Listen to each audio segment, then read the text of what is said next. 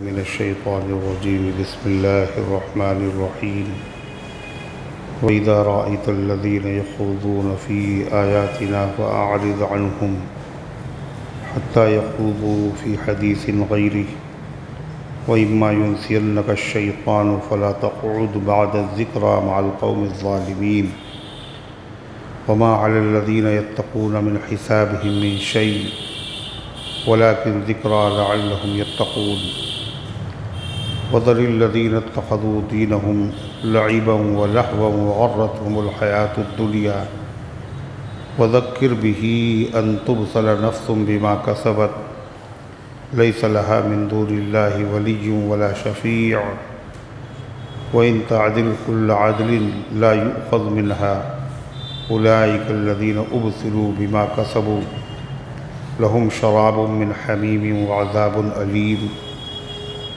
بما كانوا يكفرون قل ندعو من دون الله ما لا ينفعنا ولا يضرنا ونرد على أعقابنا بعد إذ هدانا الله كالذي استهوته الشياطين في الأرض حيران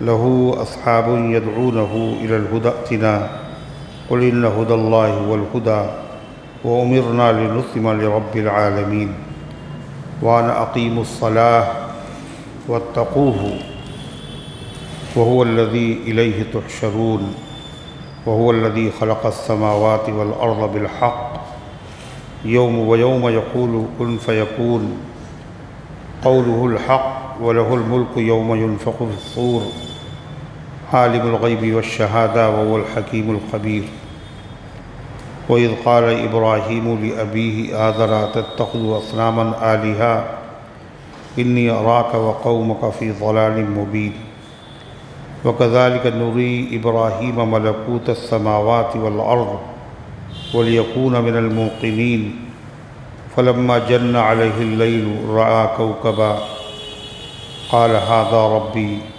فلما أفل قال لا أحب الآفلين فلما رأى القمر بازغا قال هذا ربي فلما أفل قال لئن لم يهدني ربي لأكونن من القوم الضالين فلما رأى الشمس بازغة قال هذا ربي هذا أكبر فلما أفلت قال يا قوم إني بريء مما تشركون إني وجهت وجهي للذي فطر السماوات والأرض حنيفا وما أنا من المشركين صدق اللہ العظیم۔ محترم حضرات، سامعین کرام، حاضرین مسجد، عزیزوں اور بزرگوں، یہ قرآن مقدس کے 7ویں پارے کی سورہ انعام کی پاکیزہ، نورانی، مبارک، باعظمت، مطہر آیتیں ہیں۔ دعا کیجئے رب العزت والجلال ان مقدس آیات کی روشنی میں صحیح اور سچی بات عرض کرنے کی توفیق نصیب فرمائے اور ہم سب کو عمل کرنے کی توفیق عطا فرمائے۔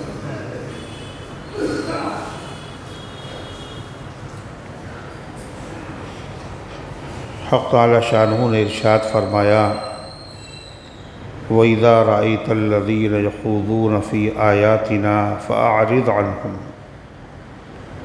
جب تم دیکھو ایسے لوگوں کو جو مشغول ہیں ہماری آیتوں میں مشغول ہونے کا مطلب ایک ہے تلاوت میں مشغول ہیں، ایک ہے آیتوں کے معانی اور مطالب کے سمجھنے میں مشغول ہیں۔ یہ نہیں مراد ہے جو ہماری آیتوں میں مشغول ہے، یعنی ان آیتوں میں عیب نکالنے میں مشغول ہے۔ کوئی ایسی محفل ہے، مجلس ہے جہاں قرآن کی برائی ہو رہی، اسلام کی برائی ہو رہی، اللہ کے نبی صلی اللہ علیہ وسلم کی برائیاں ہو رہی، صحابہ کرام اہل بیت کی برائیاں ہو رہی، جب تم ایسے لوگوں کو دیکھو جو مشغول ہیں ہماری آیتوں میں، یعنی ہماری آیتوں میں عیب نکالنے میں مشغول، اعتراض کرنے میں مشغول ہے۔ خوض کہتے ہیں تیرنا، اور عربی میں خوض کا استعمال ہوتا ہے باطل، لغو، بیکار چیزوں میں مشغول ہونا۔ ظاہر ہے گناہ یہ تو باطل ہے ہی، اور پھر قرآن پر اعتراض، دین پر اعتراض، صحابہ اور اہل بیت پہ اعتراض، یہ کیا ہے؟ ایسی محفل کیا ہوگی؟ باطل تو ہے، باطل میں لوگ مشغول ہیں۔ جب تم ایسے لوگوں کو دیکھو فَأَعْرِضْ عَنْهُمْ، تو ان سے کنارہ کشی اختیار کرو، یعنی اس محفل میں معلوم ہے ایسی محفل ہے تو وہاں شرکت ہی نہ کرو، اور اگر معلوم نہیں تھا پہنچ گئے وہاں اس طرح کے حالات دیکھے، ماحول دیکھا، تو پھر وہاں بیٹھنا جائز نہیں، اس سے اعراض کرو۔ اعراض کرنے کا مطلب اٹھ کر وہاں سے چل دو، احتجاجاً، کہ ہم ایسی محفل میں نہیں بیٹھتے، ہم ایسی مجلسوں میں نہیں آتے جہاں اللہ کو، اللہ کے نبی کو، اللہ کے نبی کے صحابہ کو، اہل بیت کو، قرآن کو، ایمان کو، دین کو نشانہ بنایا جاتا ہو۔ فَأَعْرِضْ عَنْهُمْ، اس میں خطاب اللہ تعالیٰ نے کیا ہے کس کو؟ اپنے نبی کو، لیکن مراد صرف نبی نہیں ہے، بلکہ نبی کی امت کا ہر فرد اس حکم کا مخاطب ہے، ہر مسلمان کے لیے یہی حکم۔ اور اللہ کے نبی تو کبھی ایسی محفلوں میں شریک ہوئے ہی نہیں، نبوت کے بعد کیا شریک ہوتے، نبوت سے پہلے بھی شریک نہیں ہوئے۔ جہاں باطل، غلط کام، ناجائز کام، تو نبوت سے پہلے بھی نہیں شریک ہوئے، اس لیے کہ آپ اللہ کے ہونے والے نبی تھے۔ جو چیزیں اس زمانے میں حرام نہیں تھیں مگر حرام ہونے والی تھیں، ان چیزوں سے بھی اللہ تعالیٰ نے اپنے حبیب صلی اللہ علیہ وسلم کو بچا لیا۔ چنانچہ آپ فرماتے ہیں کہ نبوت سے پہلے 2 مرتبہ 2 واقعے، ایک مرتبہ میرا جی چاہا کہ ہم مکے میں ان لوگوں کے محفل میں شریک ہوں جو ایک شادی کی محفل تھی، اور جس میں رنگ تھا، ناچ تھا، باجا تھا، ساز تھا۔ کبھی میں نے ایسی محفل میں شرکت نہیں کی تھی، اور یہ وہ زمانہ تھا جب آپ بکریاں چراتے تھے، چند قیرات پر، اور پرورش میں تھے حضرت ابو طالب۔ حضرت ابو طالب سردار تھے قریش کے، سب سے معزز گھرانے سے ان کا تعلق تھا، متولی تھے خانہ کعبہ کے، اور آپ کے چچا تھے اور آپ ان کی پرورش میں تھے، لیکن ان کی مالی حالت کمزور تھی حضرت ابو طالب، اس لیے چچا پہ زیادہ بوجھ نہ پڑے، حضور پاک صلی اللہ علیہ وسلم نے بکریاں چرائیں مکے والوں کی، چند قیرات، چند سکوں کے بدلے میں۔ اور یہ بکریاں چرانا تو ہر نبی کی سنت بھی ہے، کوئی نبی ایسا نہیں ہے جس نے نبوت عطا کیے جانے سے پہلے بکریاں نہ چرائی۔ یہ اللہ تعالیٰ کی طرف سے تھا، ایسے حالات بنتے ہیں کہ بکریاں چرائیں آپ نے، اور بکریاں نبی نے چرائیں، اونٹ چرانے کے لیے نہیں ذکر ہے، نہ گھوڑے اور گدھے چرانے کا ذکر ہے۔ نبیوں کی سنت کیا ہے؟ بکریاں چرانا۔ کیوں؟ اس لیے کہ بکریوں کا چرانا عام جانوروں کے چرانے سے بڑا مشکل ہے۔ جو شخص بکریاں چراتا ہے ریوڑ پورا کا پورا، تو بکریاں اپنے چرواہے کو عاجز بہت کرتی، ادھر بھاگ رہی ہیں ادھر بھاگ رہی ہیں، وہ ان کے پیچھے دوڑ رہا ہے، اور جو بکری ریوڑ سے الگ ہوئی، بھیڑیا تاک میں بیٹھا ہوا ہے پھاڑ کھانے کے لیے، وہ بھیڑیے سے بچانا چاہتا ہے، اور یہ ہے کہ ادھر بھاگ رہی ادھر بھاگ رہی۔ اب وہ ان بکریوں کو ایک ساتھ رکھنے کے لیے پیچھے پیچھے دوڑ رہا ہے، تو بکری اور آگے بھاگ رہی، یہاں تک کہ چرانے والا اس بکری کو بچانے کے لیے دوڑتے دوڑتے تھک جاتا ہے، اور پھر جو بکری قابو میں آتی ہے تھک جانے کے بعد، جب اسے پکڑتا ہے تو اس کو اس پر غصہ نہیں آتا، غصہ بہت آتا، مگر وہ غصہ اس پر اتار بھی نہیں سکتا۔ بھینس ایس ہو تو اتار بھی دے، دو چار لاٹھیاں مار دے، مگر یہاں تو وہ اتنی کمزور ہے کہ ایک ہی نہیں برداشت کر پائی گی۔ وہ ایک صاحب جا رہے تھے چوڑیوں کا گٹھر لے کر، چوڑیاں بیچنے کے لیے، کانچ کی چوڑیاں، تو کسی پولیس والے نے دیکھا، اس نے اس میں ایک ڈنڈا یوں مارا، کیا ہے اس میں؟ پولیس والوں کی عادت ایسی ہوتی، کیا ہے اس میں؟ اس نے کہا صاحب ایک اور مار دیجئے پھر کچھ نہیں ہے۔ ایک تو مارا آپ نے، ایک اور مار دیجئے پھر کچھ بھی نہیں ہے۔ تو غصہ بہت آتا ہے بکری چرانے والے کو ان کے تھکانے اور عاجز کرنے پر، مگر وہ غصہ اتار نہیں سکتا، برداشت کرتا ہے۔ تو بکریاں چرانے والے میں برداشت کی طاقت پیدا ہوتی، اس لیے کہ نبی کو جو کام سپرد کیا جانے والا ہے بکریاں چرانے کے بعد، وہ بکری چرانے سے بھی زیادہ مشکل ہے۔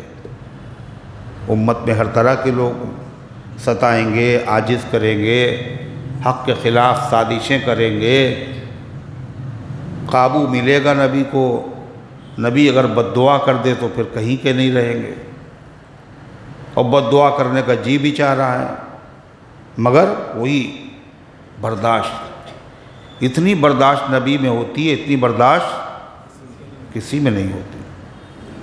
950 سال تک برداشت کرنا نوح علیہ السلام کا معمولی بات ہے، اور کیا برداشت کر رہے ہیں؟ مار رہے ہیں وہ ان کو، ادمرا کر کے چھوڑے جا رہے ہیں، سمجھ رہے ہیں یہ مر گئے، اور پھر ہوش آتا ہے تو پھر شروع تبلیغ، ہفتہ اور مہینے نہیں، سال نہیں، بلکہ کتنے سال؟ 950 سال۔ تو حضور پاک صلی اللہ علیہ وسلم بکریاں اس لیے چرا رہے تھے، کچھ ملے، جو ملے گا اس سے کیا ہوگا؟ ایک تو سنت نبیوں کی زندہ ہو رہی، دوسرے اس سے چچا کا کچھ ہاتھ بٹائیں گے، بوجھ ہلکا ہو جائے گا۔ تو جو چرواہا آپ کے ساتھ میں تھا، اس سے آپ نے کہا بھائی ایسا ہے تم آج میری بکریوں کو دیکھ لو، اور ہم جو ہے ایک شادی میں کی تقریب میں شرکت کرنا چاہتے ہیں، دیکھیں کیسی ہوتی ہے۔ ویسے ہی ہوتی تھی جیسی اس زمانے میں ہونے لگی ہے نا، ساز ہے، باجا ہے، اب وہ والا باجا نہیں ہے، کون سا والا جو پہلے بجتا تھا؟ ڈھول ہے اور تاشے۔ اب زمانہ نیا ہے، ترقی کا زمانہ، اس لیے میوزک معمولی ہلکی ہلکی میوزک ہے نا، اور کہاں؟ دینداروں کی محفل میں، مسلمانوں کے وہاں یہ میوزک کہاں بج رہی ہے؟ ولیمے میں، اور ولیمہ کیا ہے؟ سنت۔ یہ سنت جو ادا ہو رہی، سنت دعوت ہے، اس میں کیا بج رہا ہے؟ میوزک بج رہی ہے۔ کئی مرتبہ اتفاق ہوا میرے جانے کا، انہوں نے بلایا، وہاں گئے تو دیکھا وہ آواز آ رہی، کہ یہ کیا بھائی؟ تو وہ آئے بلانے کے لیے، میں نے کہا کہیے تو شرکت کروں اور کہیے تو میں چلا جاؤں، یہ سب کیا ہے؟ کہنے نہیں آپ آئیے ہم بند کیے دیتے ہیں۔ تو انہوں نے جو ہے اسے بند کیا، تب میں نے شرکت کی۔ ایک جگہ نہیں 2-3 جگہ ایسا ہوا، اور مسلمان اللہ والے لوگ نمازی۔ تو یہ کیا ہے؟ تو حضور پاک یہ وہی زمانے جاہلیت جو ہے پھر سے پلٹ کے آ رہا ہے۔ وَلَا تَبَرَّجْنَ تَبَرُّجَ الْجَاهِلِيَّةِ الْأُولَىٰ، اور پہلی جاہلیت کی طرح اے عورتوں پیچھے بے پردہ نہ گھومنے لگنا۔ پہلی جو جاہلیت تھی اسلام سے پہلے، اس میں بے پردہ عورتیں گھوما کرتی تھی۔ قرآن کہہ رہا ہے پھر سے ویسا نہ کرنا۔ وہ جاہلیت اولا تھی، پہلی کا مطلب یہ ہے کہ پھر دوبارہ پھر جاہلیت کا دور آئے گا، آ گیا۔ پہلے بھی بے پردہ تھی، پھر عورتیں بے پردہ ہو گئی، ہے نا؟ پہلے بے پردگی کا طریقہ ایک ہی تھا، اب بے پردہ ہونے کے طریقے دوسرے انداز کے، نئے اسٹائل کے ہیں۔ کپڑا تو ہے مگر باریک ہے نا؟ پردے ہونے کے باوجود بے پردہ، ٹکٹ ہونے کے باوجود بے ٹکٹ، ہے نا؟ کپڑے بھی پہنے ہوئے ہیں اور بے پردہ بھی۔ یہ پھر وہ کپڑے ہیں تو موٹے مگر اتنے ٹائٹ اور چست ہیں جس سے جسم جھلک رہا ہے۔ جو سطر ہے، سطر وہ محسوس ہو رہا ہے، اور سطر جو ہے اس کا چھپانا ضروری ہے، نماز میں بھی نماز کے بعد بھی، اور مردوں کو بھی چھپانا ضروری ہے اور عورتوں کو بھی۔ خالی نماز میں نہیں، بہت سے لوگ سمجھتے ہیں نمازی میں جتنی خواتین ہیں ان کا سطر کیا ہے، سر کے بال بھی ان کا سطر ہے۔ اب نماز جب وہ پڑھتی ہیں تو ان کا دوپٹہ باندھنے کے دیکھیے آپ اسٹائل، ایک بال باہر نہیں دکھے گا، مگر یہ اتنی دیر تک کے لیے مسلمان ہیں جب تک نماز ہے، اور اس کے بعد پھر دوپٹہ غائب اور بالوں کی نمائش ہو رہی۔ کہاں؟ گھر میں نہیں بلکہ محفلوں میں، تقریبات میں، جہاں اپنے بھی ہیں غیر بھی ہیں، رشتہ دار بھی ہیں غیر رشتہ دار بھی ہیں، محرم بھی ہیں نامحرم بھی ہیں۔ یہ کیا ہے؟ زمانے جاہلیت ہی تو ہے، پلٹ کے آ رہا ہے۔ یہ پھر وہ لباس ٹائٹ بھی نہیں، یعنی موٹے بھی نہیں اور باریک بھی نہیں، لیکن چھوٹے ہیں، اتنے چھوٹے ہیں کہ جس کی وجہ سے جسم کا کچھ حصہ کھل جاتا ہے، جیسے بلاؤز جو پہنتے تھے پہلے غیر مسلم عورتیں پہنا کرتی تھی پہلے، اب وہ ساڑی کے اوپر اس کے پہننے کا رواج، اور وہ جبھی صحیح سمجھا جائے گا جب اس میں تھوڑا سا پیٹ کھلا ہوا ہو، ورنہ بیکار ہے وہ۔ وہی پینٹ اچھی ہے جس میں گٹے چھپے ہوں، اگر اس پینٹ میں گٹے کھلے ہوئے اور نئی پینٹ ہے تو لوگ کیا کہیں گے بتائیے؟ ضرورت کیا تھی پینٹ پہننے کی؟ ہے ارے لنگی باندھ لیتے، پینٹ پہنا تو ماحول کے اعتبار سے ایسی پہنو۔ یہی ہو رہا نہیں ہو رہا؟ بتائیے، کہ پینٹ کیا پائجامہ پہن لیتے، اور بعض لوگ ایسے ہیں جو پینٹ نہیں پہنتے پائجامہ پہنتے، مگر انہوں نے کیا کیا؟ پائجامے کو پینٹ بنا دیا۔ ہے تو پائجامہ مگر اسٹائل وہی ہے، گٹے پورے چھپے ہوئے ہیں۔ اور پھر اس کے بعد تقوی ان کا ذرا دیکھیے، تقوی جب مسجد میں آئے تو جلدی جلدی نیچے سے موڑ لیا، اور جتنی دیر نماز پڑھی اتنی دیر مسلمان ہیں اور بھی مسجد ہی میں ہیں، نکلے بھی نہیں، ابھی خالی نماز پڑھی تھی اور جلدی سے پھر گٹے اپنے چھپا لیے۔ یہ سب ہو رہا ہے نہیں ہو رہا بتائیے؟ اچھا یہ کیوں کر رہے ہیں ایسا؟ یہ سب چالاکی ہے نا؟ دیکھیں نماز کے وقت ہمارے گٹے کھلے ہوئے تھے، یہ چالاکی کس سے کر رہے ہو تم؟ ہے اللہ تعالیٰ سے۔ یخادعون اللہ والذین آمنوا، یہ تو منافقوں کا طریقہ تھا، وہ اللہ کو دھوکہ دیتے ہیں اور ایمان والوں کو دھوکہ دے رہے ہیں۔ ابھی مسجد کے اندر ہے، بھی نکلے بھی نہیں، پھر گٹے چھپا لیے۔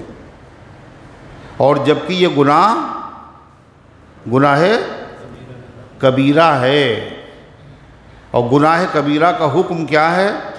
وہ وضو کرنے سے معاف نہیں ہوتا، وہ ایک نماز کے بعد دوسری نماز سے معاف نہیں ہوتا، وہ روزے رکھنے سے معاف نہیں ہوتا، وہ حج کرنے سے معاف نہیں ہوتا۔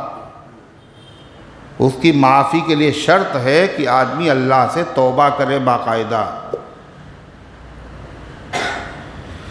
گناہ کبیرہ ہے، جہنم کی وعید ہے، تو غرضے کی لباس ہے مگر پھر بھی بے لباس، ستر ظاہر ہو رہا ہے۔ تو مرد کا ستر کیا ہے؟ ناف سے لے کے گھٹنے تک۔ یہ جو رانے ہیں مردوں کی، یہ بھی ستر میں ہیں۔ جب یہ ستر ہے تو پھر اتنی باریک بھی کپڑے نہ ہوں جس سے ران دکھے، اتنے ٹائٹ بھی نہ ہوں جس سے ران کی بناوٹ اور ساخت دکھائی دے۔ اور جتنے فیشن ہیں کپڑوں کے، یہ فیشن نکالنے والے، یہ سب اسلام کے دشمن ہیں۔ کیا ہوا؟ آپ نے ان کو بھگا دیا، بتائیے، بجائے خود اٹھنے کے۔ اب وہی تو ہم سمجھ رہے ہیں آپ کی وجہ سے دیکھیے وہ اٹھ کے چلے گئے۔ تو یہ سب باقاعدہ پروگرام کے تحت سوچ سمجھ کے ایسے فیشن جاری کیے جاتے ہیں، ایسے کپڑوں کی ڈیزائننگ کی جاتی ہے جو اسلام کے بالکل متصادم ہو، اسلام کے خلاف ہو۔ گٹے چھپے ہونا یہ فیشن ہے۔ جینس اتنی جو بالکل ٹائٹ ہو، کسی مذہب میں کوئی پابندی نہیں، چاہیں جیسی پہنے، اسلام ہی کے خلاف پڑے گی، مسلمانوں کے خلاف ہوگی۔ ارے ہے یا نہیں؟ یہ عورتوں کے لباس جتنے بھی، یہ سب کیا ہیں؟ اسلام ہی کے خلاف ہوں گے۔ یہ امتحان ہے، دیکھے مسلمان فیشن کی طرف جاتا ہے یا پھر وہ اپنے اسلامی تعلیمات کو دیکھتا ہے۔ اور اس امتحان میں زیادہ تر لوگ فیل ہو جاتے ہیں۔ سوچ میں ہے دیوانہ، کس کی سمت جانا ہے؟ ایک طرف محبت ہے، ایک طرف زمانہ ہے۔ اسلام پہ عمل کریں یا ماحول دیکھیں؟ چنانچہ وہ نمازی بچے نماز پڑھ رہے ہیں، اب اس کے بعد جب انہوں نے سجدہ کیا تو کمر سے نیچے کا حصہ کھل گیا۔ یہ تو ستر ہے۔ نماز کے اندر بھی اس کا چھپانا فرض ہے، نماز کے باہر بھی چھپانا فرض ہے۔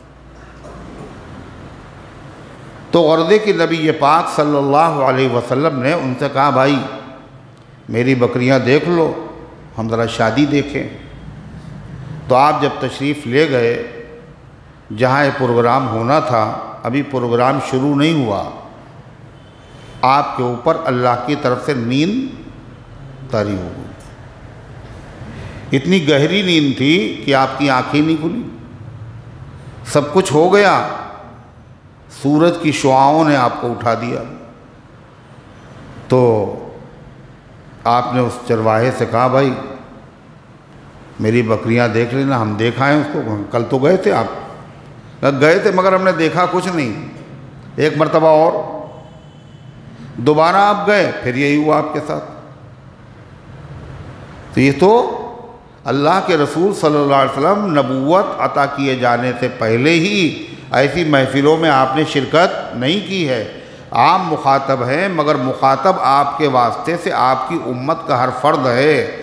خبردار خبردار، ایسی مجلسوں میں کبھی نہ جانا جہاں اللہ کی آیتوں کا مذاق اڑایا جاتا ہو، قرآنی آیات کی تنقید ہوتی ہو، اس پر ان میں عیب نکالے جاتے ہو، اللہ کے نبی کے صحابہ، اہل بیت، دین پر اعتراضات کیے جاتے ہو۔ یہ جو ڈیبیٹس ہوتی ہیں ان میں کیا ہوتا ہے؟ ارے ہوتی نا ٹی وی کے اوپر جو، ان میں کیا ہوتا ہے؟ ان کا مقصد کیا ہوتا ہے؟ اسلام کو فروغ دینا، اس کو شائع کرنا، نا اسلام کی ترقی کے لیے۔ کائے کے لیے ہوتی ہیں یہ؟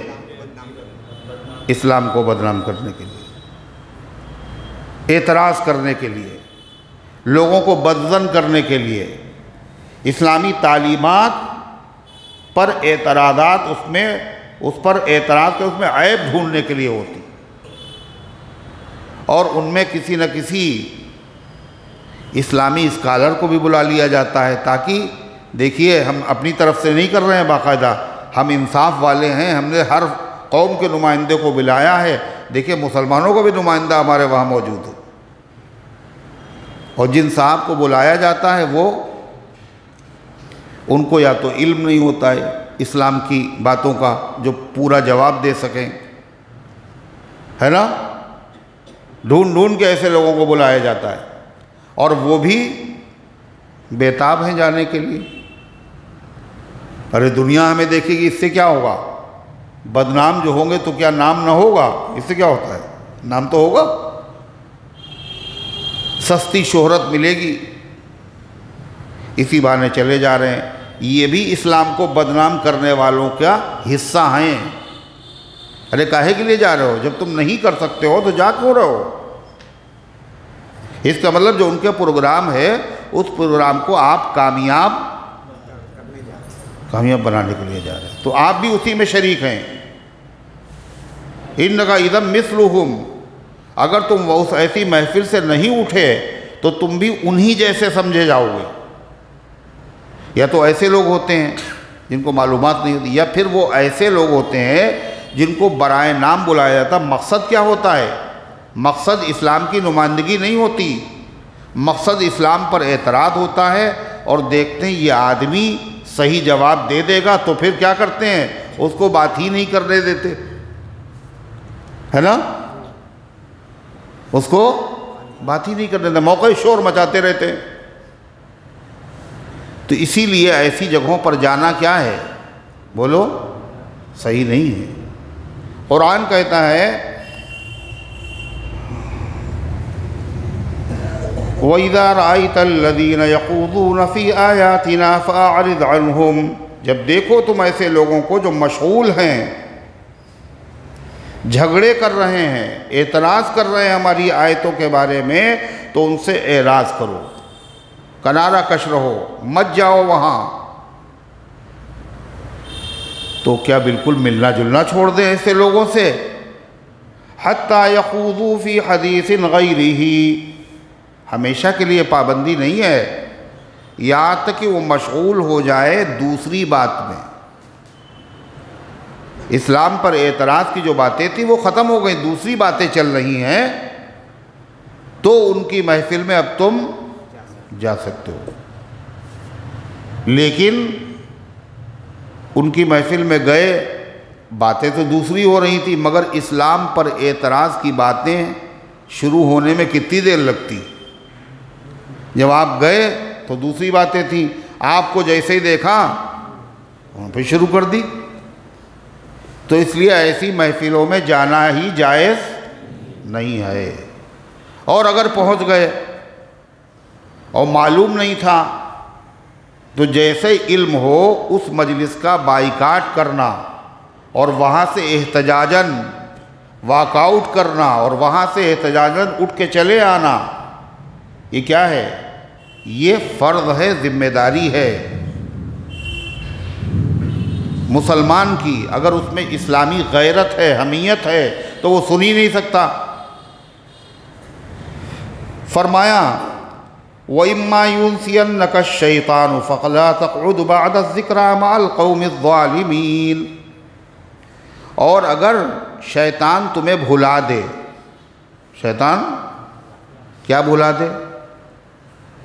یاد نہیں رہا کہ ایسی محفل میں شرکت کرنا منع ہے شرعاً، یاد نہیں رہا، چلے گئے، شیطان نے بھلا دیا ہے نا۔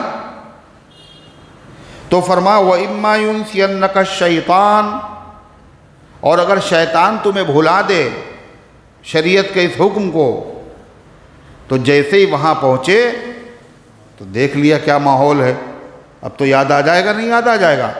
فَلَا تَقْعُدْ بَعْدَ الذِّكْرَىٰ مَعَ الْقَوْمِ الظَّالِمِينَ، تو مت بیٹھو یاد آ جانے کے بعد ظالم لوگوں کے ساتھ، اگر پھر بھی بیٹھو گے تو تم بھی ظالم سمجھے جاؤ گے۔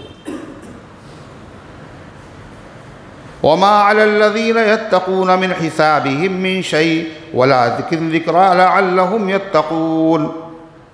قرآن کی آیتوں کو جب صحابہ نے سنا تو کہا اے اللہ کے رسول، یہ ایسی مجلسیں حرم میں ہوتی ہیں، کہاں؟ حرم شریف میں ہوتی ہیں۔ یہ اس زمانے کی بات ہے جب صحابہ نے مکے سے مدینے ہجرت نہیں کی تھی، اسلام مغلوب تھا، تو حرم میں بیٹھ کر کے ادھر مجلس ادھر مجلس، اسلام پر اعتراض، مسلمانوں پر اعتراض، تعلیمات پر اعتراضات، یہی سب کیا کرتے تھے۔ تو صحابہ نے کہا اے اللہ کے رسول، حرم اگر ہم طواف کرنے بھی گئے، اگر ہم نماز پڑھنے بھی گئے، تو وہاں تو اس طرح کی محفلیں موجود ہیں۔ تو قرآن کی یہ آیت آگے والی نازل ہوئی، کیا ایسی محفلیں جہاں ہیں اور وہاں اگر آپ کو جانا ضروری ہے، دینی ضرورت ہے آپ کی کوئی، جیسے صحابہ کو پیش آئی ضرورت، کیا ضرورت تھی؟ نماز پڑھنا ہے، طواف کرنا ہے خانہ کو، کہیں اور ہوگا نہیں ہے، اور وہیں اس طرح کی مجلسیں جمائے بیٹھے ہیں لوگ۔ دینی ضرورت ہو یا کوئی دنیاوی ضرورت ہو آپ کی جس کے بغیر کام نہ چلے، تو اگر ان کی محفل میں آپ گئے تو فرمایا اب وہ جو محفل میں، لیکن وہاں جتنی دیر ضرورت ہے اتنی دیر رکے، اس کے بعد ضرورت پوری کر کے فوراً واپس آ گئے۔ تو جو گناہ ان لوگوں پر ہوگا وہ گناہ تمہارے اوپر نہیں ہوگا، لیکن اگر دنیاوی ضرورت سے بھی آپ وہاں گئے یا دینی ضرورت سے بھی گئے، اس کی تو شریعت کتنی خوبصورت، کتنی حسین ہے، ضرورت تمہاری رکے نہیں، ضرورت پوری کر لو، لیکن اس کے ساتھ ایک ذمہ داری اور لگا دی، جب وہاں جانا تو جانے کے بعد ان لوگوں کو نصیحت کر دینا، بھائی یہ ٹھیک نہیں ہے، یہ مناسب نہیں ہے، اچھی چیز نہیں ہے۔ تمہارے نصیحت کرنے سے تمہارا ہو سکتا ہے کسی کی اصلاح ہو جائے اور تمہاری شرکت بھی حلال ہو جائے، اور اگر آپ بھی وہاں جا کر کے ایک ممبر بن گئے تو پھر آپ کو جانے کی اجازت نہیں ہے۔ فرمایا وَمَا عَلَى الَّذِينَ يَتَّقُونَ مِنْ حِسَابِهِمْ مِنْ شَيْءٍ، اور نہیں ہے ان لوگوں پر کوئی گناہ، یتقون جو شریعت کی منع کی ہوئی چیزوں سے بچتے ہیں۔ شریعت کی منع کی ہوئی چیزوں میں سے کیا ہے؟ ایسی مجلسوں میں شرکت کرنا، اس سے بھی شریعت نے منع کیا، اس سے بھی بچتے ہیں، لیکن ضرورت ہے دینی یا ضرورت ہے دنیا کی، اس لیے وہ گئے ہیں۔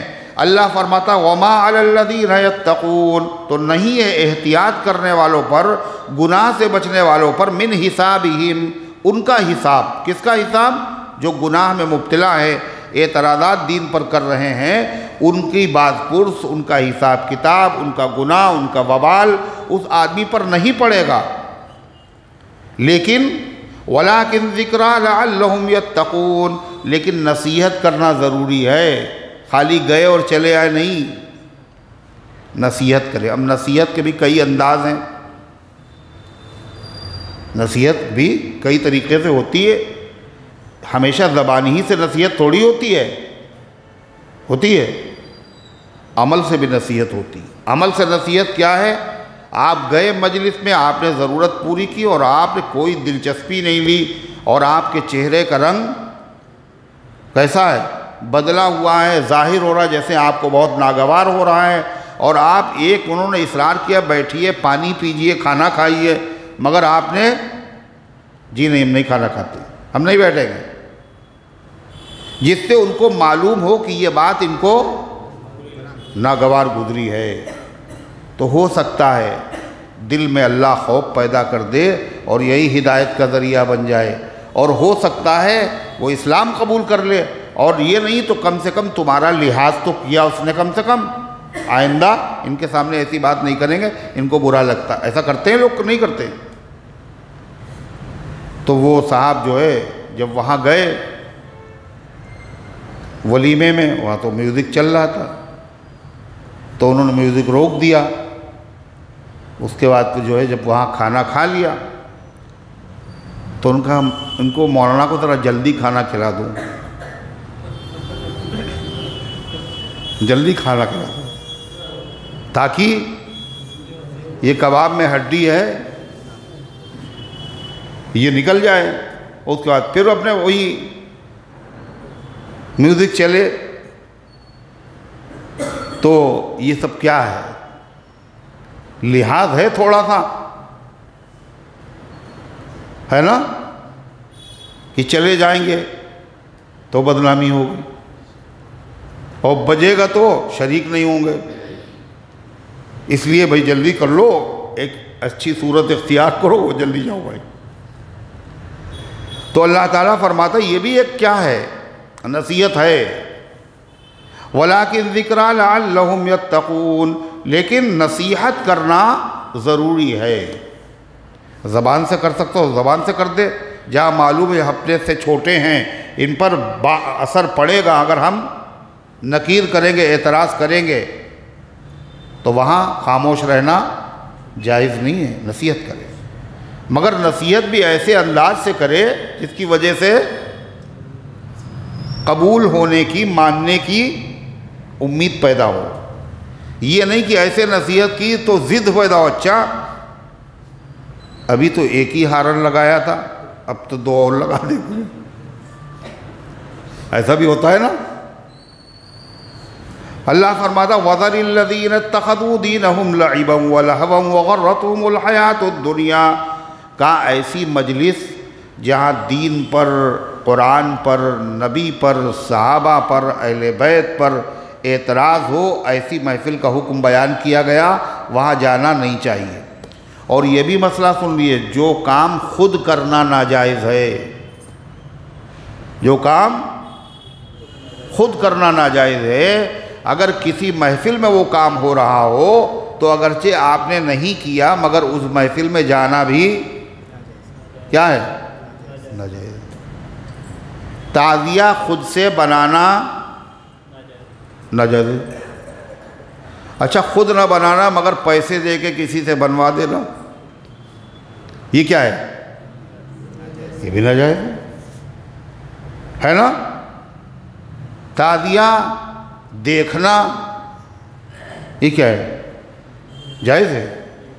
دیکھیے ہم رکھتے نہیں ہیں تعزیہ، اور برا بھی سمجھتے ہیں، مگر بچے ہیں جب نکلتا ہے تو دیکھنے بھیج دیتے ہیں، اور خود بھی چلے جاتے ہیں اس بہانے کہ بچے اکیلے کہاں جائیں گے. یہ سب ترکیبیں ہیں. تو جس چیز کا بنانا جائز نہیں، جس کو اٹھانا جائز نہیں، اس کو دیکھنا بھی جائز نہیں. فرمایا صرف یہ مسئلہ خالی ان مجلسوں کا نہیں ہے جہاں دین پر اعتراض ہوتا ہے، بلکہ ایسے لوگوں کا مسئلہ ہے. آگے سنیے اللہ کیا کہتا ہے، وَذَرِ الَّذِينَ اتَّخَذُوا دِينَهُمْ لَعِبًا وَلَهْوًا، مجلسیں نہیں، ایسے لوگوں کو چھوڑ دو، زر چھوڑ دو. اور یہ چھوڑنا ہوتا ہے ناگوار سمجھ کے چھوڑ دینے کے لیے لفظ زر آتا ہے. وَذَرْنِي وَالْمُكَذِّبِينَ أُولِي النَّعْمَةِ فَذَرْهُمْ يَخُوضُوا وَيَلْعَبُوا. ایسے یہاں بھی ہے وَذَرِ الَّذِينَ اتَّخَذُوا دِينَهُمْ لَعِبًا وَلَهْوًا، اور چھوڑ دو ان لوگوں کو جنہوں نے بنا رکھا ہے اپنے دین کو کھیل اور تماشا۔ اپنے دین کو مطلب دین اسلام جس کا قبول کرنا فرض تھا اور قبول کرنا واجب تھا، اس دین اسلام کو انہوں نے کھیل تماشا بنا دیا، یعنی اس پر انہوں نے اعتراضات کرنا شروع کر دیا، مذاق اڑا رہے۔ پردے کا کبھی مذاق اڑایا جا رہا، کبھی داڑھی کا مذاق اڑایا جا رہا، کبھی سود کے حرام ہونے کا مذاق اڑایا جا رہا ہے۔ ارے ہوتا ہی نہیں ہوتا ہے۔ تو چھوڑ دو ایسے لوگوں کو جنہوں نے اپنے دین کو ہنسی اور مذاق بنا دیا، یعنی دین اسلام پر اعتراض کرنا جن کا طریقہ بن گیا۔ ایسے لوگوں سے کنارہ کش ہو، دور ہی رہو۔ ایسے لوگوں کی صحبت میں اگر رہو گے تو کیا ہوگا؟ کچھ نہ کچھ اثر تمہاری طرف آئے گا ضرور۔ چھوڑ دو ان کو۔ یہ مطلب یہ ہے کہ انہوں نے اپنا مذہب کھیل و کود کو بنا لیا، یعنی اسلام کو اعتراض کرنے لگے۔ یہ مطلب یہ ہے کہ ان کا دین کچھ اور ہے ہی نہیں، ان کا مذہب کیا ہے؟ خالی کھیل اور تماشا۔ کھیل تماشے کو انہوں نے اپنا مذہب بنا لیا۔ ایسے لوگ دنیا میں ہیں نہیں۔ حق سے اس کا کوئی تعلق ہی نہیں ہے، دین سے کوئی تعلق ہی نہیں ہے، پورا مذہب کیا ہے؟ کھیل و تماشا ہے۔ ابھی ہنس رہے ہیں، ابھی رونے لگے ہیں، ابھی چراغاں ہونے لگا اور ابھی غم کا اظہار ہونے لگا۔ کوئی مسئلہ ہی نہیں۔ یہ کیا ہے؟ جس کا دین سے کوئی رشتہ نہ ہو، دین سے کوئی تعلق دور دور کا نہ ہو، دین کے نام پر وہ چیز کی جائے تو کیا ہے یہ دین کو کھیل و تماشا ہی تو بنانا ہے۔ اللہ تعالیٰ فرماتا ہے وَغَرَّتْهُمُ الْحَيَاةُ الدُّنْيَا، اور ان کو دنیا کی زندگی نے دھوکے میں ڈال دیا۔ دین پر جو لوگ اعتراض کر رہے ہیں، یہ دین کو جنہوں نے کھیل تماشا بنا لیا، اس کی علت کیا ہے؟ اس کی وجہ کیا ہے؟ ریزن کیا ہے؟ سبب کیا ہے؟ دین کو لوگوں نے کھلواڑ بنا رکھا ہے، مذاق بنا رکھا ہے۔ دین پر جو لوگ اعتراض کر رہے ہیں، وجہ کیا ہے؟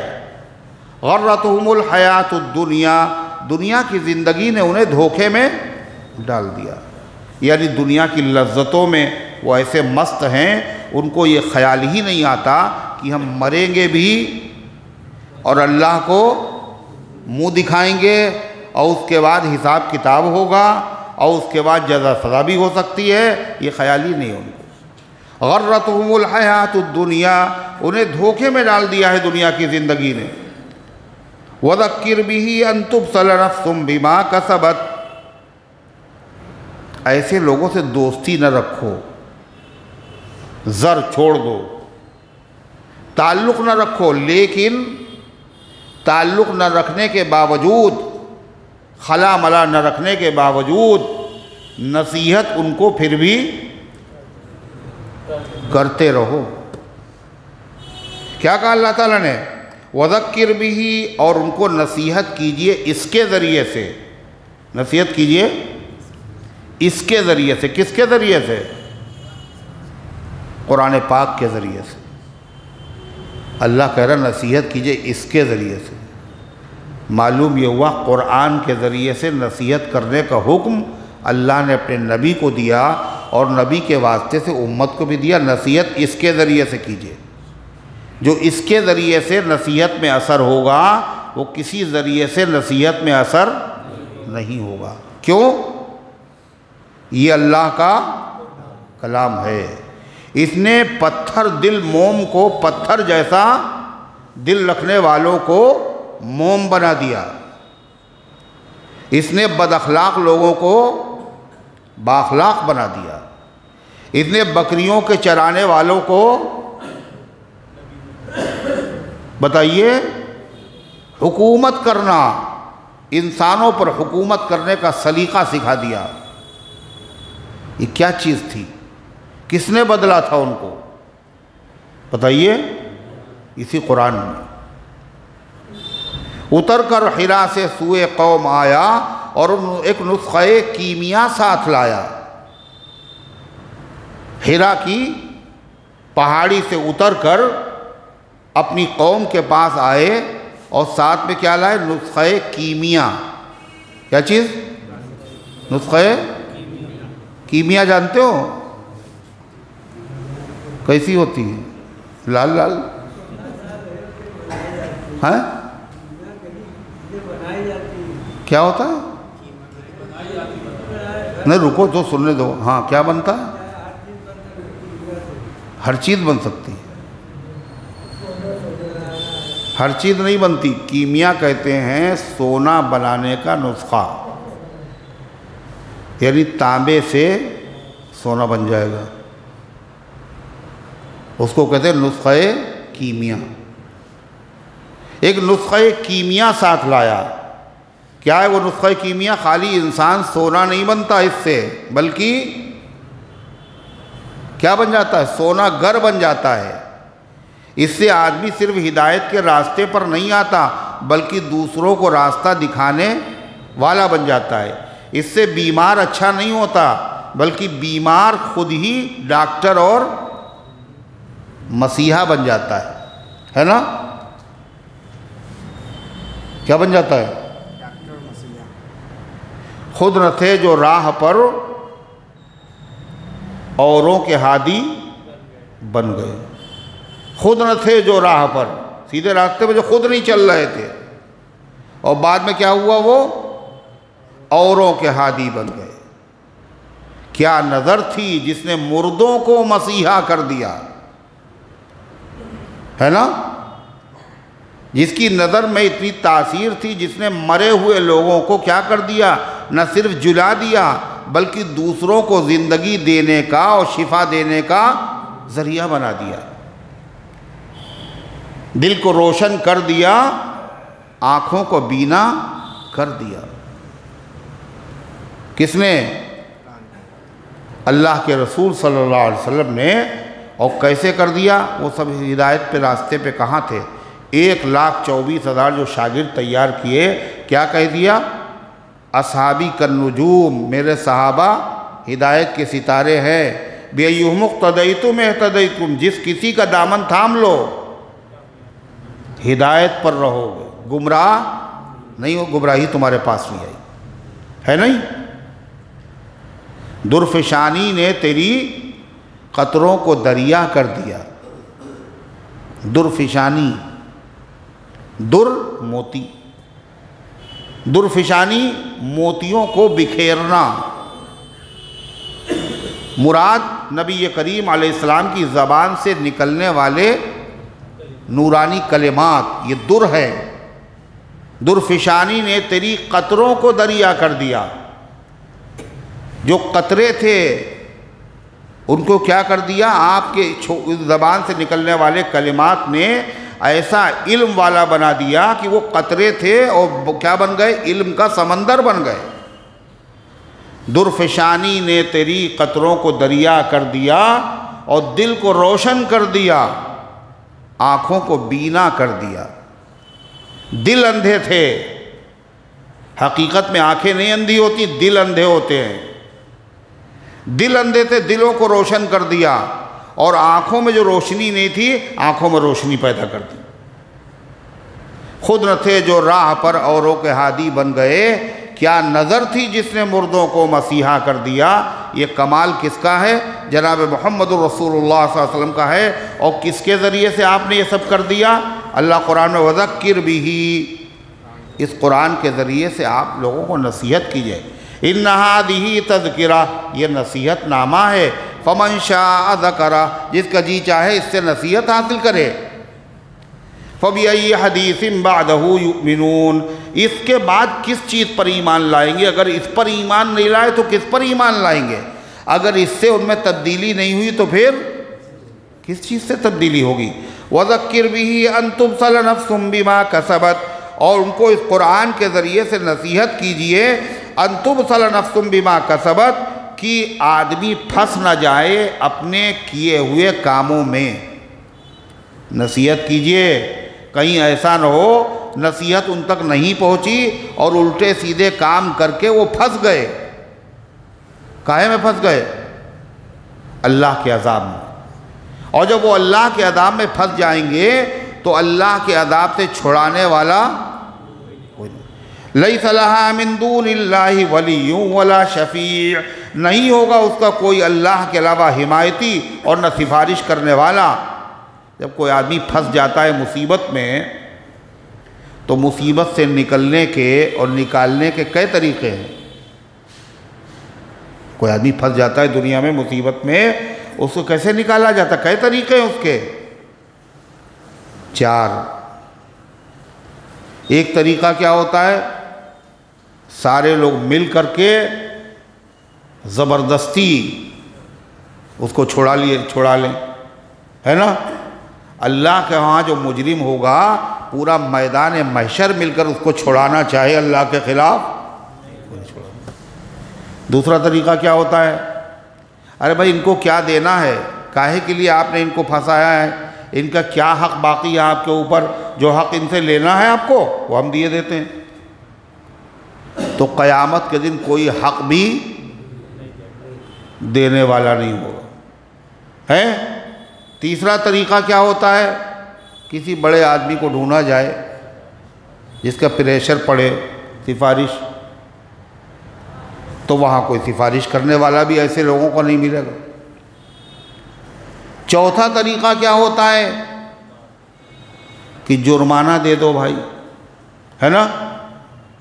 تو جرمانہ بھی نہیں دے سکتا کوئی۔ اللہ کیا کہہ رہا ہے؟ ان کو نصیحت کر دیجئے اس سے پہلے کہ انسان پھنس نہ جائے اپنے کیے ہوئے کاموں کی سزا میں، اور وہ سزا ایسی ہوگی لیس لہا من دون اللہ ولی ولا شفیع، کہ نہیں ہوگا اس کا کوئی اللہ کے علاوہ حمایتی اور نہ سفارش کرنے والا۔ وَإِن تَعْدِلْ كُلَّ عَدْلٍ، اور اگر وہ بدلے میں دے پورا بدلہ، پوری دنیا کی دولت اس کے پاس ہو، اگر وہ بھی پیش کر دے لا یؤخذ منہا، تو وہ قبول نہیں کی جائے گی۔ اولئک الذین ابلسوا بما کسبوا، اللہ فرماتا یہی لوگ پھنسیں گے۔ کون؟ جو قرآن پر اعتراض کرتے ہیں، دین پر اعتراض کرتے ہیں، ان کو نصیحت کی جاتی ہے، وہ نصیحت کو نہیں مانتے ہیں، تو یہی لوگ پھنس گئے۔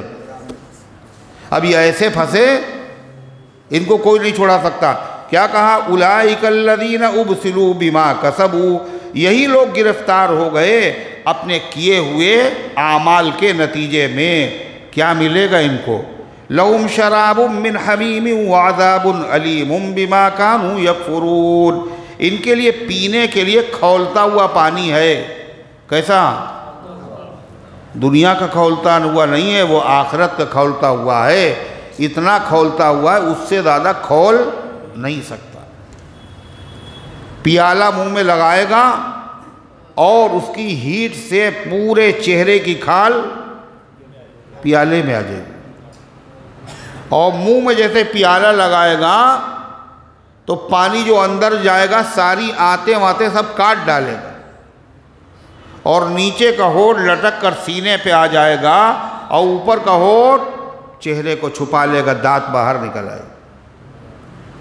اللہ ہماری آپ کی امت کے ہر فرد کی اللہ حفاظت فرمائے۔ وعذاب علیم، اور ان کے لیے دردناک قسم کا عذاب ہوگا۔ عذاب اسی کو کہتے ہیں جس میں درد ہو، جس میں درد ہو وہی عذاب ہے۔ لیکن پھر کہنا عذاب علیم، اس کا مطلب یہ ہے درد تو بہت سزاؤں میں ہوتا ہے، مگر جو درد اس سزا میں ہوگا وہ کسی سزا میں نہیں ہوگا جو اللہ سزا دے گا۔ وَلَهُمْ عَذَابٌ عَلِيمٌ بِمَا كَانُوا يَكْفُرُونَ، ان کے لیے دردناک عذاب کاہے کی وجہ سے؟ اس وجہ سے وہ کفر کرتے تھے، کفریہ کام کرتے تھے، کفریہ اعمال کرتے تھے، قرآن پر، نبی پر، دین پر اعتراض کرتے تھے۔ سمجھانے والا سمجھاتا تھا تو اس سے دشمنی کرتے تھے۔ اللہ فرماتا ہے قُلْ أَنَدْعُو مِن دُونِ اللَّهِ مَا لَا يَنفَعُنَا وَلَا يَضُرُّنَا، آپ کہہ دیجئے کیا ہم عبادت کریں، کیا ہم پکاریں مدد کے لیے اللہ کو چھوڑ کر، مَا لَا يَنفَعُنَا وَلَا يَضُرُّنَا، ایسی چیزوں کو کیا ہم پکاریں جو نہ ہمیں فائدہ پہنچا سکتے ہیں اور نہ نقصان۔ اس کا تعلق کیا ہے؟ یہ تو کرا قل، آپ کہہ دیجئے، اس کا مطلب یہ جواب ہے کسی چیز کا. کیا یہ جواب ہے؟ قل یا ایھا الکافرون قل ھو اللہ احد، آپ کہہ دیجئے. کیوں؟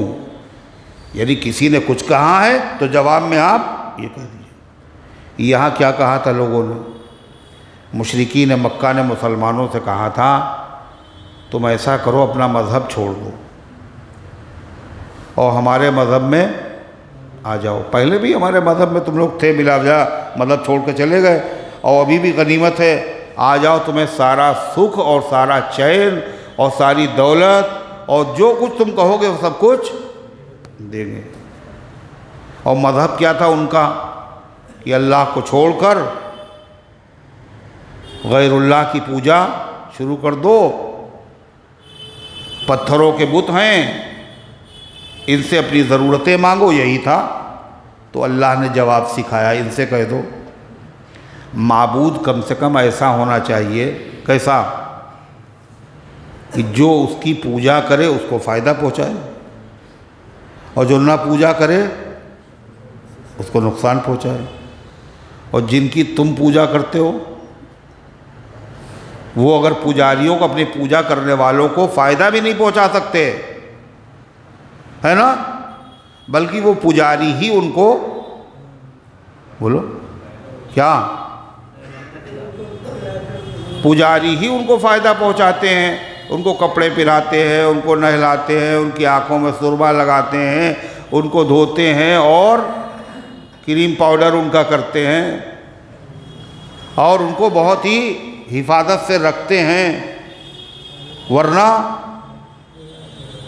اغوا ہو جائیں وہ، اور ہو بھی جاتے ہیں، ہے نا. تو اپنے پجاریوں کی جو نفع پہنچائے یہ کہاں سے ہے؟ پجاری خود ہی نفع پہنچاتے ہیں اور جانتے بھی ہیں یہ بات، اور جو ان کا مخالف ہے اس کو نقصان بھی نہیں پہنچا سکتے. ابراہیم علیہ السلام نے یہی تو باقاعدہ پریکٹیکل کر کے دکھا دیا تھا. ارے یہ کیا کریں گے میرا، دیکھیے سب کو توڑ تاڑ ڈالا. تو ان لوگوں نے کیا کہا آخر میں؟ یہ کس نے کیا؟ تم نے کیا ابراہیم؟ کل یہ سب سے بڑا ہے، اسی سے پوچھو، اسی نے کیا ہوگا.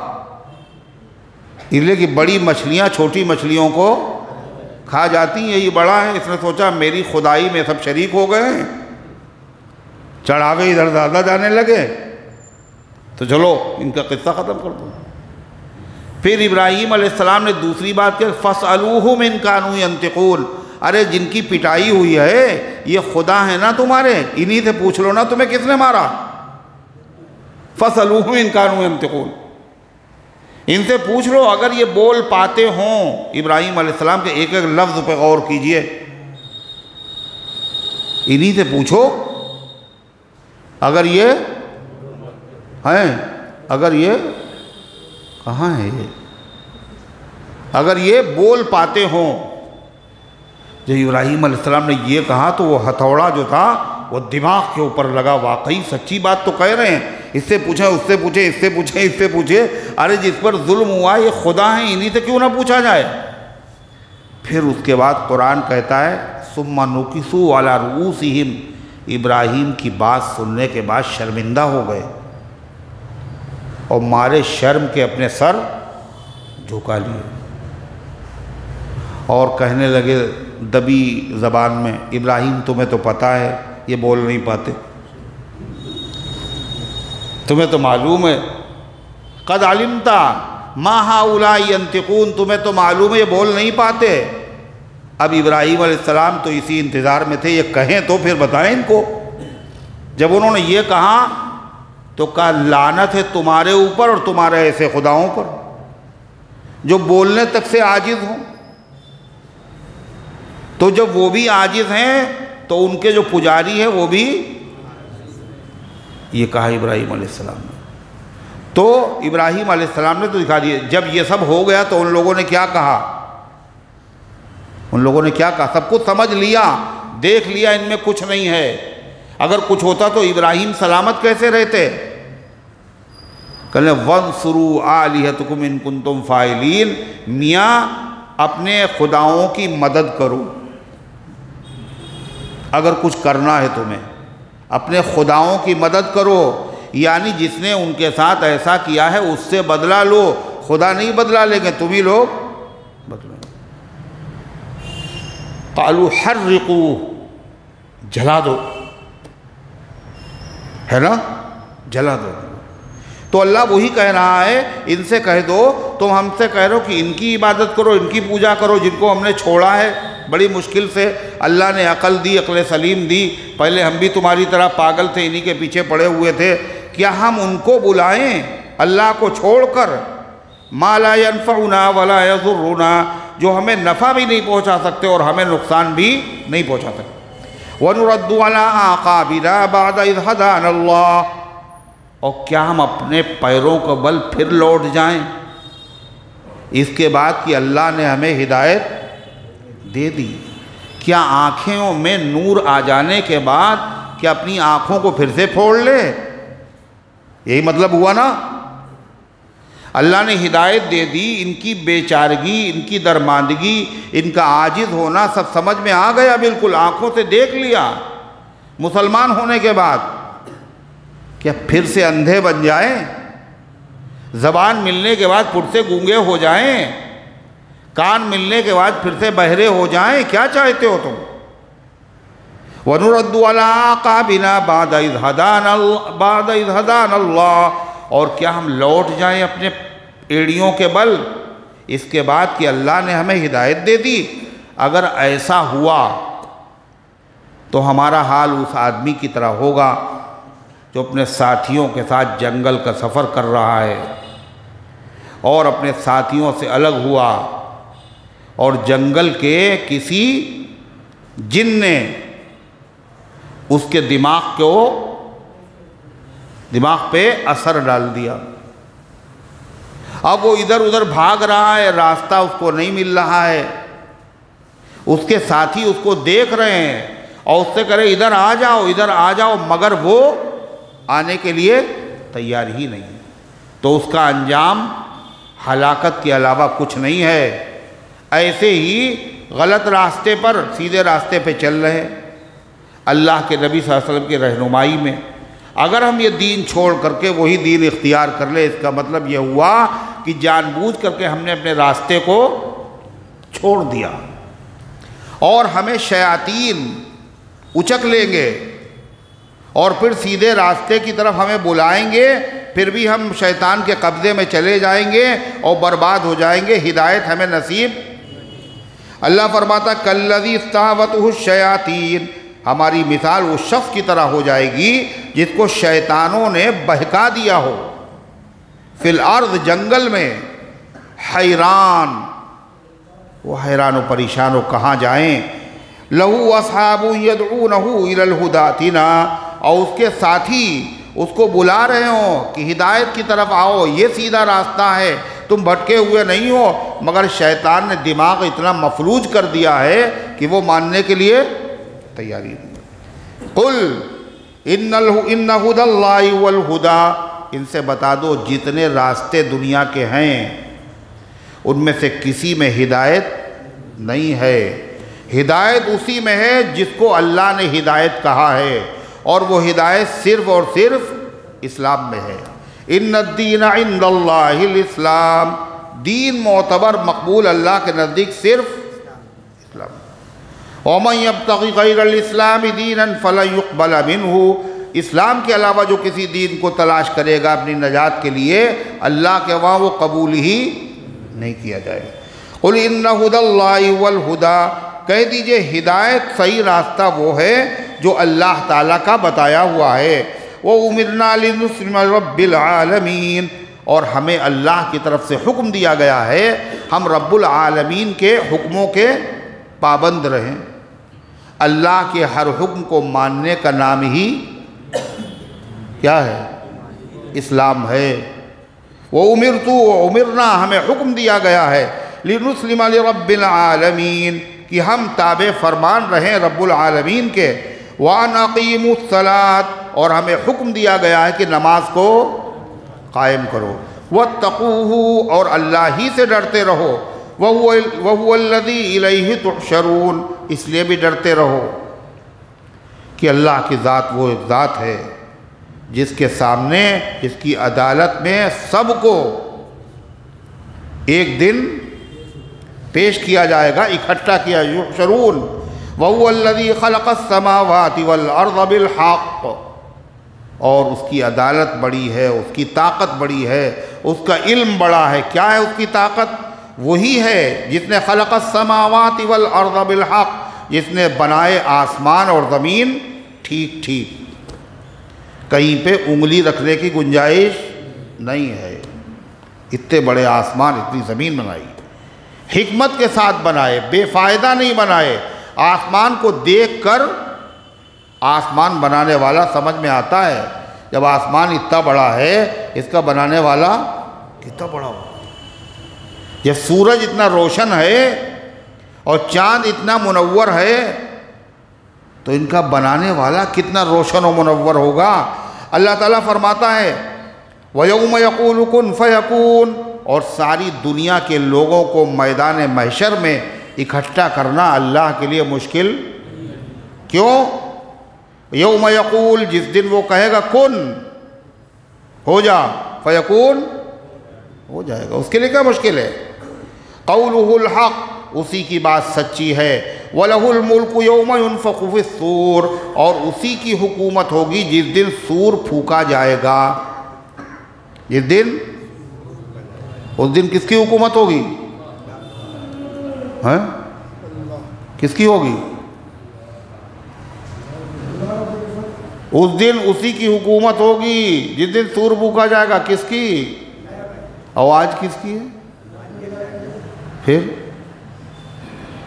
اس دن اس کی حکومت ہوگی جس دن سور پھونکا جائے گا۔ مطلب آج دنیا میں بھی ظاہری حکومتیں ہیں لوگوں کے پاس، حقیقی حکومت تو آج بھی اللہ کے پاس ہے، لیکن ظاہری حکومت اور بادشاہ دنیا میں بہت سے ہیں۔ اس دن کوئی ظاہری بادشاہ اور حکومت بھی نہیں رہے گی۔ اللہ فرماتا ہے عالم الغیب والشہادہ، وہ فیصلہ کرنے والا ہے، اور فیصلہ کرنے کے لیے دو چیزوں کی ضرورت ہے۔ طاقت اس کے بعد بہت ہو، اس کی طاقت دیکھی، آسمان و زمین، پورا نظام عالم 6 دن میں بنا دیا۔ اور فیصلے کے لیے علم کی بھی ضرورت ہے، اس سے بڑا کوئی عالم بھی نہیں ہے۔ کیا کہا؟ عالم الغیب والشہادہ، وہ چھپی ہوئی چیزوں کو بھی جاننے والا ہے اور ظاہری چیزوں کو بھی جاننے والا ہے۔ جب چھپی ہوئی چیزیں جانتا ہے تو ظاہری چیز کیوں نہیں جانے گا؟ جو دھیرے سے کہی جاتی وہ بھی جانتا ہے، جو ابھی کہیں نہیں گئی، خالی سوچی گئی ہیں، وہ بھی جانتا ہے، جو ابھی سوچی نہیں گئی، سوچی جانے والی ہیں، ان کو بھی جانتا ہے۔ اس سے کیا چیز چھپی ہوئی ہے؟ وَهُوَ الْحَكِيمُ الْخَبِيرُ، وہ بہت حکمت والا اور بڑا باخبر ہے، لہذا اس کے لیے فیصلہ کرنا مشکل نہیں ہے۔ قدرت بھی اسے حاصل ہے سزا دینے پر، جزا دینے پر، اور علم بھی ہے کون سزا کا مستحق ہے اور کون کہے گا جزا کا مستحق ہے۔ اللہ فرماتا ہے، اور ان لوگوں کو سمجھانے کے لیے جو کہہ رہے ہیں کہ ہمارے دین میں پھر سے آ جاؤ، پھر سے بت پرستی شروع کرو، ان کو سمجھانے کے لیے سب سے بہترین طریقہ کیا ہے؟ ان کے سامنے ان کے باپ کا تذکرہ کیا جائے۔ اور یہ کہتے بھی رہتے ہیں جب ان سے کہا جاتا ہے کہ میاں یہ سب ٹھیک نہیں ہے، نہ ان میں طاقت ہے، نہ نفع پہنچا سکتے ہیں، نہ نقصان پہنچا سکتے ہیں، 10 طرح سے ان کو سمجھا دیا جاتا ہے، مگر پھر بھی یہ کیا، ان کا جواب کیا ہوتا؟ سب سے بڑی دلیل ہمارے باپ دادا، بولو، یہی کرتے چلے آئے ہیں، ہم کیسے چھوڑ دیں؟ اللہ کرا پھر ان کو باپ دادا ہی سے سمجھاؤ۔ کس سے سمجھاؤ؟ باپ دادا، اور ایسے باپ سے سمجھاؤ جس کے مرید پوری دنیا ہے، اور جس کے باپ ہونے پر پوری دنیا فخر کرتی ہے۔ یہودی کہتے ہیں ہمارے ہیں، اور عیسائی کہتے ہیں ہمارے ہیں، اور مکے کے مشرک کہتے تھے ہمارے ہیں، اور مسلمان کہتے ہیں ہمارے ہیں۔ وہ باپ کون ہے؟ یہ سنت ابیکم ابراہیم. کہا رے یہ قربانی کیا ہے؟ تمہارے باپ ابراہیم کا طریقہ ہے. کہا تھا نہیں کہا تھا؟ ابراہیم علیہ السلام ما کان یہودیا ولا نصرانیا ولکن کان حنیفا مسلما وما کان من المشرکین. اللہ نے فیصلہ کر دیا وہ یہودی نہیں تھے، وہ عیسائی بھی نہیں تھے، وہ مسلمان تھے، خالص اللہ کی عبادت کرنے والے موحد تھے، وہ مشرک بھی نہیں تھے. تو ابراہیم علیہ السلام تمہارے باپ تھے؟ کہا ہاں تھے. کہا ان کا طریقہ کیا ہے یہ بتاؤ ذرا. ان کے باپ کون تھے ابراہیم علیہ السلام کے؟ ارے بولتے ہی نہیں. آذر تھے نا. آذر کیا کرتے تھے؟ گھڑی بناتے تھے نا. کیا بناتے تھے؟ بت بناتے تھے، بتوں کی پوجا کرتے تھے، یہی کرتے تھے نا. تو ابراہیم علیہ السلام نے کیا کیا؟ کہا ہمارے باپ کرتے ہیں رہتا ہم بھی یہی کریں گے. یہی کیا تھا نا انہوں نے. ارے یہی کیا تھا. جب حق بات ظاہر ہو جائے، چاہے وہ باپ کے خلاف ہو چاہے دادا کے خلاف ہو، باپ دادا کے طریقے کو چھوڑ دینا چاہیے اور حق کو قبول کر لینا چاہیے. سب سے پہلے ابراہیم علیہ السلام جو باپ تھے ان کا طریقہ ہے یہ. باپ کو بھی چھوڑ دیا، قوم کو بھی چھوڑ دیا، اور اسی طرح اپنا وطن بھی چھوڑ دیا، اور آج انہی کا نام لیتے ہو اور کیا کہہ رہے ہو؟ پھر سے بت پرستی شروع کر دو. ابراہیم علیہ السلام نے سمجھایا تھا اپنے باپ کو. معلوم ہوا اگر بڑے غلط ہوں تو ان کو بھی سمجھانا چاہیے، لیکن ذلیل نہیں کرنا چاہیے، ہے نا. باپ مسئلہ نہیں جانتا، بیٹا مسئلہ جانتا ہے، باپ کو سمجھائے. کیسے سمجھائے؟ کہ جیسے ابراہیم علیہ السلام نے سمجھایا تھا. کیسے سمجھایا تھا ابراہیم علیہ السلام نے؟ سنیے. وَإِذْ قَالَ إِبْرَاهِيمُ لِأَبِيهِ آذَرَ أَتَتَّخِذُ أَصْنَامًا آلِهَةً. وہ وقت یاد کرنے کے لائق ہے جب کہا تھا ابراہیم علیہ السلام نے اپنے والد آذر سے. بہت سے لوگ کہتے ہیں مورخین کہ ابراہیم علیہ السلام کے باپ کا نام آذر نہیں تھا بلکہ تارخ تھا. کیا تھا؟ تارخ. اور آذر جو ہے وہ ابراہیم علیہ السلام کے چچا کا نام تھا. مگر قرآن کیا کہہ رہا ہے؟ انہوں نے اپنے باپ آذر سے کہا تو وہ کہتے چچا بھی مثل باپ کے ہوتا ہے، اس لیے قرآن نے انہی کو کہہ دیا. لیکن سچائی یہ ہے کہ ان کے باپ کا نام کیا تھا؟ تارخ تھا. تو آذر بھی انہی کا نام تھا. تارخ نام تھا، آذر ان کا لقب تھا. کیا تھا؟ گھڑی دیکھ لو، بتانا نہیں کیا نام تھا. ابھی آئے ہو، گھڑی دیکھ لو بیٹھ کر کے، ابھی اذان بھی نہیں ہوئی. بڑی مشکل ہے. کیا نام تھا؟ کہا اگر ان کا نام تارخ ہو تو آذر بھی انہی کا نام ہے. کسی آدمی کے دو نام ہوتے نہیں، ایک اصلی نام ہوتا ہے، ایک لقب ہوتا ہے. تو ان کا نام کیا تھا؟ تارخ تھا، مگر لقب ان کا آذر تھا. اور اصل میں آذر جو ہے بت کا نام تھا. کس کا نام تھا؟ بت کا نام تھا. اور اس بت کے وہ خادم تھے، اسی لیے ان کا لقب آذر پڑ گیا. باہر صورت قرآن کہتا چاہے چچا ہوں چاہے باپ ہوں. جب کہا ابراہیم علیہ السلام نے اپنے باپ آذر سے اتتخذوا اصناما آلہہ، کہ آپ نے بتوں کو خدا مان لیا. انی اراک وقومک فی ضلال مبین، ہم دیکھ رہے ہیں آپ بھی اور آپ کی پوری قوم.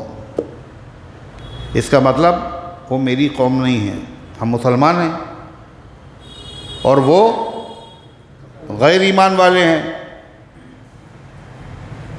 رشتہ داری ہے، وطنی تعلق ہے، لیکن قوم کیا ہے؟ کلمہ پڑھنے والا الگ قوم ہے اور کلمہ نہ پڑھنے والا الگ قوم. کیا کہا؟ آپ اور آپ کی قوم کو میں دیکھ رہا ہوں فی ضلال مبین، کھلی ہوئی غلطی میں، گمراہی نہیں، تم گمراہ ہو، تمہارے باپ گمراہ ہیں، اس سے کیا ہوگا، بجائے سننے کے اور بھڑک جائے گا آدمی۔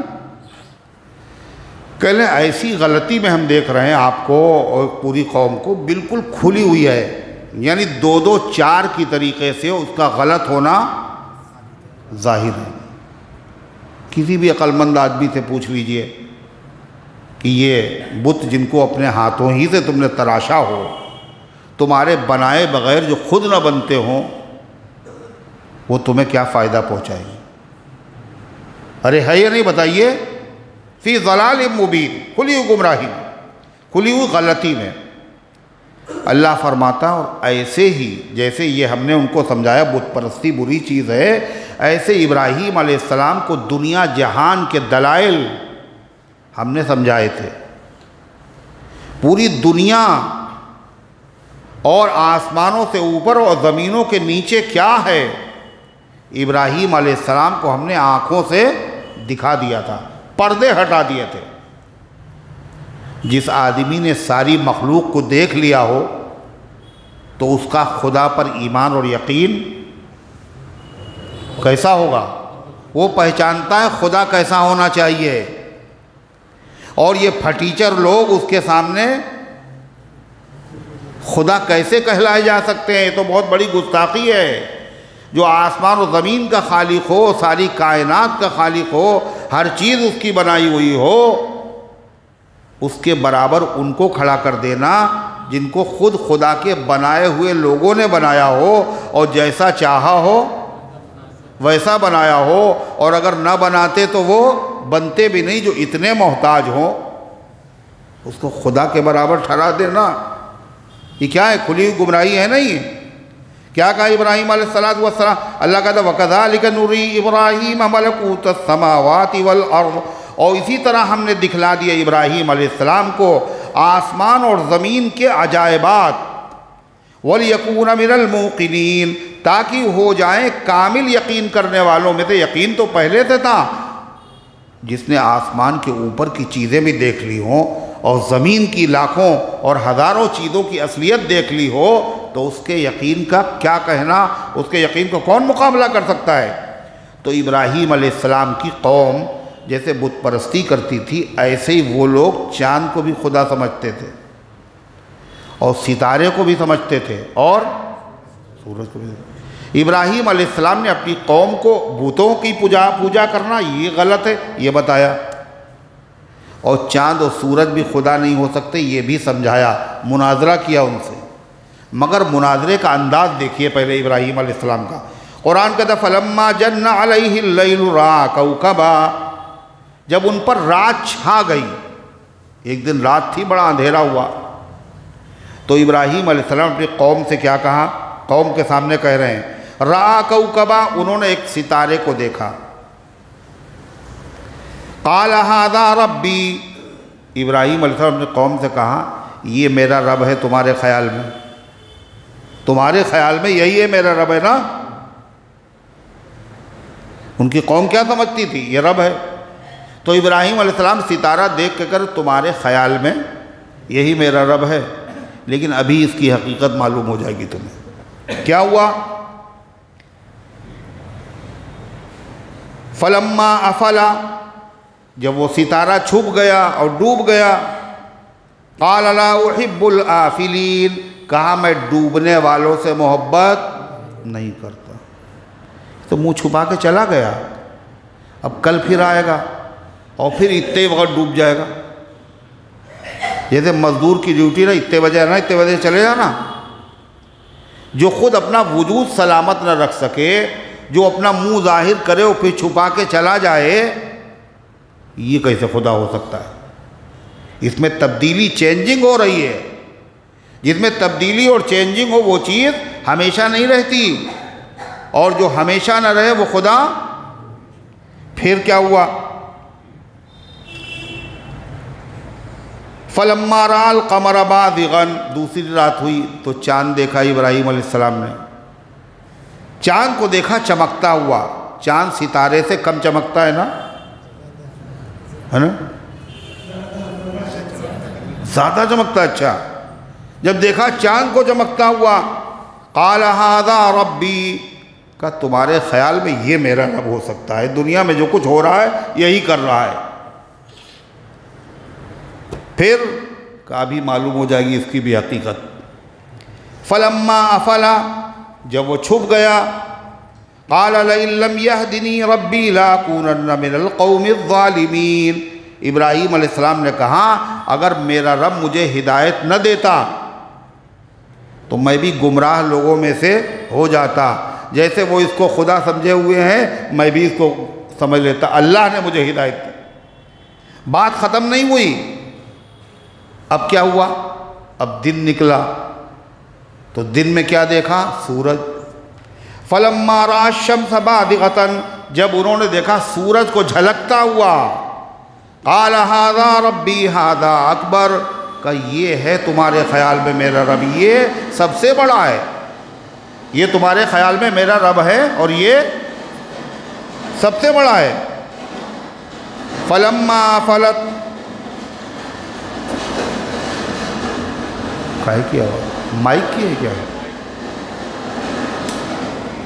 فلما افلت قال یا قوم انی بریء مما تشرکون، کہ میرے خیال میں، اوپر کا بند کرو، میرے خیال میں یہ سب سے بڑا یہی ہے، تمہارے خیال میں خدا ہوگا، مگر ابھی اس کی بھی حقیقت معلوم ہو جا رہی۔ فلما افلت، جب سورج نے منہ چھپا لیا، غائب ہو گیا، قال یا قومی، سن لو اے میری قوم میرا فیصلہ، انی بریء مما تشرکون، میں ان سب سے الگ ہوں جن کو تم خدا کے ساتھ شریک کرتے ہو، یہ ظاہر ہوں اور چھپ جائیں، وقت پر نکلیں وقت پر ڈوب جائیں، ان کی زندگی ایک مزدور سے زیادہ نہیں ہے، یہ خود مختار نہیں ہے، یہ خود محتاج ہیں، پیدائش میں محتاج، نکلنے میں محتاج، چھپنے میں محتاج، یہ خدا کیسے ہو سکتا ہے؟ پھر کہا انی وجہت وجہی للذی فطر السماوات والارض حنیفا، میں نے اپنے چہرے کو متوجہ کر لیا اس ذات کی طرف جس نے آسمان بنائے ہیں، زمین بنائی ہے، سورج بنائے ہیں، چاند بنائے ہیں، حنیفا، یکسو ہو کر، میں کسی کی طرف نہیں متوجہ ہونے والا ہوں، وما انا من المشرکین، اور میں نہیں ہوں مشرکوں میں سے۔ اس طرح ابراہیم علیہ السلام نے یہ مناظرہ جیت لیا اور ان لوگوں کو غصہ بھی نہیں آیا۔ تمہارے خیال میں یہ خدا ہوگا؟ ہاں، کل یہ تو ڈوب جاتا ہے، یہ کیسے خدا؟ یہ ہوگا، یہ بھی ڈوب گیا، یہ ہوگا، یہ بھی ڈوب گیا۔ جب بڑے کا یہ حال ہے، سورج سب سے بڑا ہے نا، جب بڑے کا یہ حال ہے تو چھوٹوں کا حال اسی سے سمجھ لیجئے۔ سیدھی سی بات معلوم یہ ہوا، بڑا اگر غلط ہے اس کو بھی سمجھاؤ، مگر سمجھانے کا انداز سیکھنا چاہیے، اسے غصہ نہ آئے۔ کیسے سمجھائیں؟ جیسے ابراہیم علیہ السلام مبلغ اعظم، موحد اعظم، جیسے ابراہیم علیہ السلام نے سمجھایا۔ آگے مزید تفصیلات ہیں، اللہ تعالیٰ ان گزارشات کو قبول فرمائے، عمل کرنے کی توفیق عطا فرمائے۔ محمد ارشاد صاحب کی طبیعت خراب ہے اور کیا لکھا ہے؟ کاروبار کی لائن سے بھی پریشان ہیں، تو جو بیمار ہے اللہ شفا عطا فرمائے، جو کاروباری اعتبار سے پریشان ہے اللہ تبارک و تعالیٰ ان کو کاروبار کو درست فرما دے۔ کس کے؟ نسیم صاحب بیمار ہے، اللہ ان کو شفا عطا فرما، اللہم صلی علی سیدنا وعلی آلہ۔ اور تمہارا نام کیا ہے؟ تمہارا نام؟ اور محمد عظیم کے کھانسی بہت آ رہی ہے، اللہ تعالیٰ ان کو بھی شفا عطا فرمائے، اور امت کے تمام بیماروں کو اللہ شفا عطا فرما، حاجت مندوں کی حاجتوں کو پورا فرما۔ اے اللہ، جو دنیا سے جا چکے ان سب کو معاف فرما، جنہوں نے دعاؤں کے لیے کہا ہے، جن کا ہم پر حق ہے، جو امید رکھتے ہیں، ان سب کے نیک مقاصد میں کامیابی نصیب فرما۔ اس درس قرآن کو اپنی رحمت سے قبول فرما، اس کے فیض کو گھر گھر کے اندر پہنچا دے۔ اے اللہ اس کے برکت سے عقائد، اعمال، اخلاق، معاشرے کی اصلاح فرما۔ جو آ گئے ان کو اپنی رحمت سے نواز دے، جو نہیں آئے اللہ ان کو اپنے کلام سے محبت نصیب فرما۔ جو دنیا سے جا چکے ان سب کو معاف فرما، ہم سب کو اسلام پر زندہ رکھ، ایمان پر موت دے، ایمان والوں کے ساتھ حشر فرما۔ آمین یا رب العالمین وسلم۔